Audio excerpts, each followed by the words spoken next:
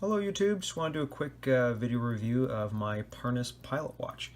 This is a recent purchase off of eBay for around $120 Canadian. First off, it's a 44mm case, not including the massive onion crown, which is of course a very telltale characteristic of a pilot's watch. It's about 22mm wide lugs. And this is using a Seagull movement. It's a Seagull ST3620 manual wind movement, which can be differentiated from other movements used by Parnis, in that the seconds hand is a subdial at the 6 o'clock position as opposed to being a subdial at the 9 o'clock position. And the other part of that movement, which is by far my favorite, is the level of decoration on the back. So highly embellished, especially considering its price point. You can see here the winding in action. So the winding is loud, the ticking is loud, as I'm sure you can tell, but all of which is very reassuring and quite nice actually once you get used to it.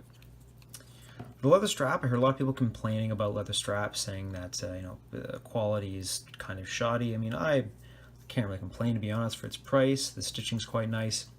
I mean, it is crazy thick. It's a really thick leather strap. It says here genuine leather. There's versions of these that come with deployment clasps. This one does not. This just comes with a standard buckle, which I really don't like. I've actually ordered a deployment clasp for this. I just like to make sure the leathers last as long as possible. But that being said, it's quite good. I have nothing really to complain about. And the timekeeping is actually incredible. Like, I have Swiss watches as well. I have Tissot's, I have Seikos, I have Orients, and this keeps time just as good as any of them, really. Pull at the crown. It's a very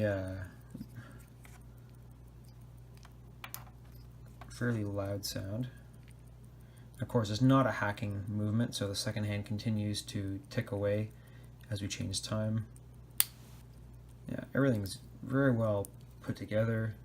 The dome crystal is quite nice as well. So is the finish on the dial. The sides of the case are polished, and there's differing degrees and levels of polish as well, which is quite spectacular for such an affordable price point. And last but not least, what I was actually really impressed by this is the loom. I wouldn't say it's as good as like my Orient Mako Yosei 2, for example, which is a dive watch, but still quite good. Let me give you an example. I'm just gonna charge up under the light for a bit. Kill the light. There we go. It's surprisingly good, especially considering it's not using any like brand name loom from any of the major companies. It's actually quite impressive.